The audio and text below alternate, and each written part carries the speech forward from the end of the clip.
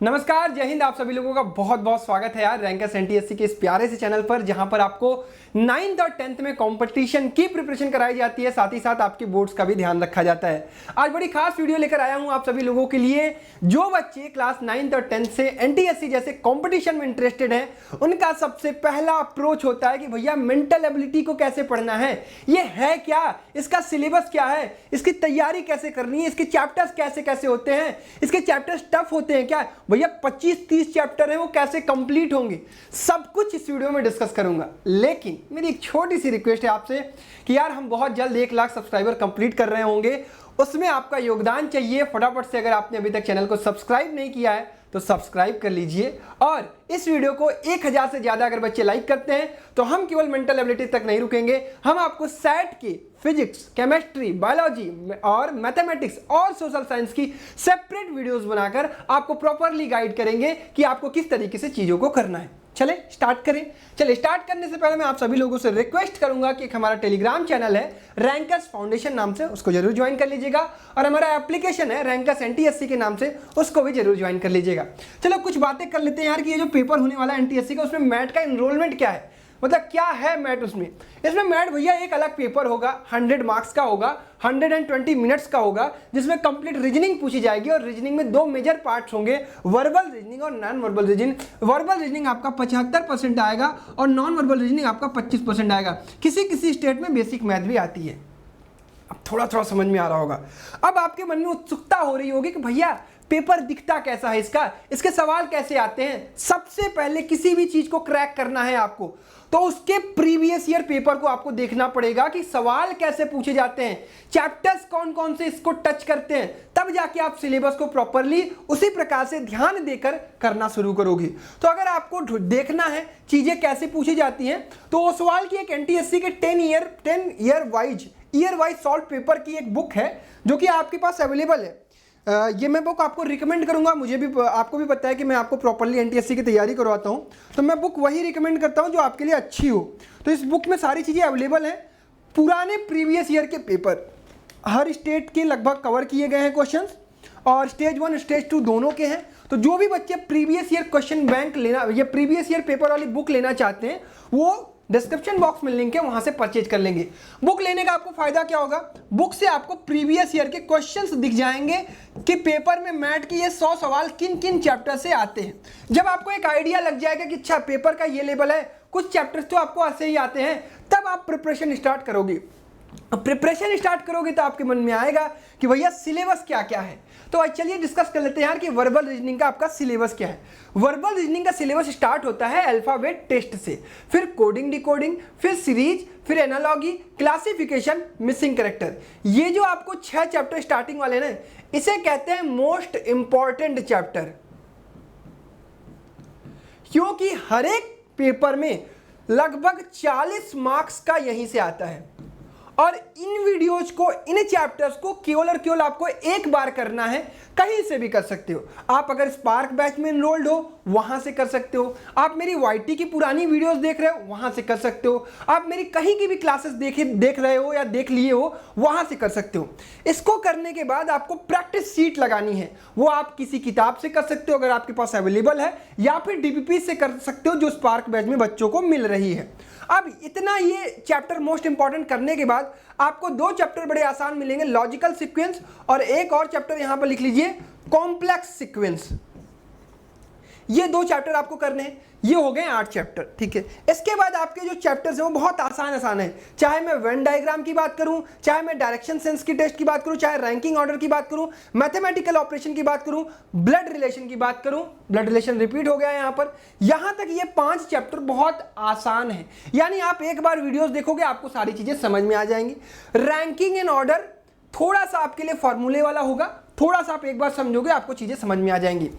अब इसके बाद चैप्टर्स में बताता हूं जो बढ़िया चैप्टर है इस पूरे, इसमें ये है कैलेंडर और क्लॉक, जिनको आपको समय समय पर रिवीजन की जरूरत पड़ती है। इसके बाद सिटिंग अरेंजमेंट बहुत बढ़िया चैप्टर होता है, यहां पर क्लॉक नहीं होगा, ये थोड़ी सी टाइपिंग एरर हुई है, ये क्लॉक और सिटिंग अरेंजमेंट हटा दीजिए। फिर है आपका पजल, फिर है आपका सिलॉजिज्म, फिर आपका स्टेटमेंट कंक्लूजन। ये तीनों चैप्टर आपके क्या है, माइंड से रिलेटेड है, आपके कॉन्सेप्चुअल है, लॉजिकल है, ठीक है। इसके बाद अरिथमेटिकल रीजनिंग, ये मैथमेटिक्स से रिलेटेड होती है, अरिथमेटिक से रिलेटेड होती है। अब इन चैप्टर्स को भैया देख लिया वर्बल रीजनिंग का, पढ़ने का क्या तरीका होगा। देखिए मैं यहाँ पर एक पेज ऐड करता हूँ आपके लिए और आपको समझाता हूँ कि इन चैप्टर्स को आपके पास पढ़ने का तरीका क्या होगा।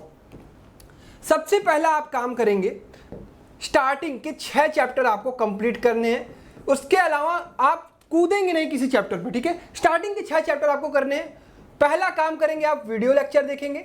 वीडियो लेक्चर देखने के बाद आप इंपॉर्टेंट जो भी पॉइंट्स मैंने वीडियो में बताए होंगे, इंपॉर्टेंट पॉइंट, वो आप एक पेज में हर चैप्टर का लिखेंगे। एक पेज में एक चैप्टर, एक पेज में एक चैप्टर। यानी अगर आपने अल्फाबेट टेस्ट का पेपर वो वीडियो देखा तो एक पेज में उसका शॉर्ट नोट्स बना लिया। Similarly coding decoding, similarly series, analogy, classification, missing character. इसके बाद आपको डीपीपी लगानी है। डीपीपी आपकी ऐसी होनी चाहिए कि आपको 30 से 50 क्वेश्चन प्रति चैप्टर जरूर लगाना है। अगर आप इतने 30 से 50 क्वेश्चन अटेम्प्ट नहीं करोगे तो आपको चैप्टर नहीं तैयार हो पाएगा। यानी मिनिमम 30 और मैक्सिमम आपके पास टाइम है तो आप 100 लगाओ, 150 लगाओ, 500 लगाओ, मुझे कोई दिक्कत नहीं है। बट आप अगर ज़्यादा से ज़्यादा 50 भी लगाते हो तब भी आपका काम हो जाएगा। ये पूरा प्रोसेस होगा किसी भी एक चैप्टर को कंप्लीट करने का। अच्छा, ये स्टार्टिंग के 6 चैप्टर के लिए रूल है। इसके बाद जो चैप्टर्स हैं वो आपके क्या हैं, बॉस एक बार आपको पढ़ना है, एक बार, और सीधा सवाल करना है, ठीक है। और वीडियो देखा, इंपॉर्टेंट पॉइंट, डीपीपी लगाई, काम खत्म। रिवीजन की जरूरत कहां पड़ेगी आपको, केवल और केवल इसमें, कैलेंडर और क्लॉक में, और थोड़ा सा एक बार के लिए रैंकिंग एंड ऑर्डर में। बाकी सारे ऐसे चैप्टर हैं कि आप एक बार पढ़ लिए और एक बार ऐसा आपको सिलॉजिज्म करना पड़ेगा, ठीक है। ये इतने चैप्टर्स आपको प्रॉपरली तरीके से करने हैं। कौन कौन से, रैंकिंग एंड ऑर्डर, सिलॉजिज्म और कैलेंडर और क्लॉक। बाकी क्या है, कॉन्सेप्चुअल है। एक बार सीख लोगे वीडियो से आपको सारी चीजें आ जाएंगी। यानी अगर आप ये पूरा का पूरा सिलेबस कवर कर लेते हो, किस तरीके से, वीडियो देखा, इंपॉर्टेंट पॉइंट का एक पेज पे लिखा, उसके बाद डीपीपी लगाई, काम खत्म। इसके बाद 5-6 चैप्टर मिला के आपको टेस्ट देना होगा, ठीक है। आप टेस्ट जब तक नहीं दोगे मेंटल एबिलिटी का तब तक आपका ये स्ट्रांग नहीं हो पाएगा।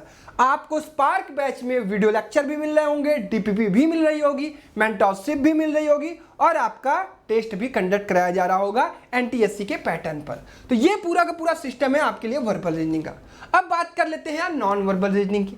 नॉन वर्बल रीजनिंग में आपके सवाल जो होते हैं वो फिगर से रिलेटेड होते हैं, सारी चीजें फिगर से रिलेटेड होती हैं। तो इसमें सारी चीजें आपको एक बार करनी है, केवल figure series, figure analogy, classification, embedded figure, figure completion, mirror image, water image, figure matrix, rule detection, construction of shape, dot situation, paper folding and cutting. इतना चैप्टर जो है 12 चैप्टर एक एक बार आपको देखना है वीडियो, उसके बाद डीपीपी लगा के काम खत्म। दोबारा कभी टच नहीं करने की जरूरत है, उसको रिवीजन भी करने की जरूरत नहीं है। इसके बाद आपके 3 ये चैप्टर हैं जो कि मोस्ट इंपॉर्टेंट है। ये आपको प्रॉपरली इसका नोट्स भी बनाना पड़ेगा, इंपॉर्टेंट पॉइंट्स लिखने पड़ेंगे और समय समय पर रिवीजन करना पड़ेगा। यानी शुरुआत के 12 चैप्टर आपके आसानी तरीके से हो जाएंगे। लास्ट के क्यूब, डाइस और काउंटिंग फिगर को आपको एक बार पढ़ना होगा प्रॉपरली, नोट्स बनाने होंगे। नोट्स बनाने के बाद आपको समय समय पर हर हफ्ते, हर दूसरे हफ्ते इसको रिवाइज करना पड़ेगा।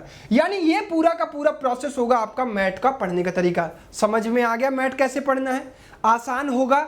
ये पूरा का पूरा सिलेबस भैया कंप्लीट करने में कितना टाइम लग सकता है आपको? मैथ का वर्बल कंप्लीट करने में, वर्बल रीजनिंग करने में 3 मंथ लगेगा, चाहे वो 9th का बच्चा हो, और नॉन वर्बल रीजनिंग कंप्लीट करने में 1 मंथ लगेगा। अगर आप बेसिक से करते हो तब कोई दिक्कत नहीं आएगी। यानी आप प्यार से भी पढ़ाई करोगे तब भी आप 4 महीने में अपना ये रीजनिंग का सिलेबस कर खाली हो जाओगे। और एक बार तुमने अगर रीजनिंग कर ली तो तुम्हारा दिमाग ऑटोमेटिक बहुत स्ट्रांग हो जाएगा।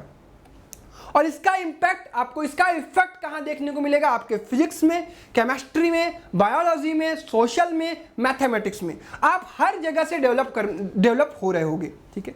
तो कंप्लीट प्रोसेस समझ में आ गया होगा बच्चा। अब मैं थोड़ी सी बात आपको बता देता हूं अपने स्पार्क बैच की। जो भी बच्चे एनरोलमेंट करना चाहते हैं वो एनरोलमेंट कर सकते हैं। Spark batch is for the NTSC, या फिर अगर आप जेई नीट की प्री फाउंडेशन करना चाहते हैं तो इसमें रिकॉर्डेड लेक्चर अवेलेबल हैं, और ये आप रैंकर्स एनटीएससी के ऐप से एक्सेस कर सकते हैं, वहां से जाकर परचेज कर सकते हैं। इसमें आपको 9th + 10th कंप्लीट सिलेबस मिलेगा, प्लस टेस्ट मिलेगी, और कुछ ही दिनों तक और मेंटरशिप में एनरोलमेंट है, मेंटरशिप की एनरोलमेंट बंद हो जाएगी। उसके बाद केवल और केवल बैच और टेस्ट अवेलेबल होगा, वो आप परचेज कर सकते हो। तो अभी अगर आपको ऐप पर बैच और टेस्ट अवेलेबल दिख रहा है तो आप स्पार्क बैच परचेज कर लीजिएगा। वीडियोज आपके पास आ जाएंगी, आप अपना एक टाइम टेबल बना लीजिएगा और धीरे धीरे धीरे धीरे उसको अपने तरीके से फॉलो करना शुरू करिएगा और आपका काम हो जाएगा। ठीक है, तो that's it from my side. I hope आपको वीडियो पसंद आया होगा, चीजें आपको समझ में आई होंगी, और जो भी बच्चे इंटरेस्टेड है स्पार्क बैच में enrolment as soon as possible ले लें और अपनी पढ़ाई को शुरुआत कर दें। धन्यवाद, जय हिंद।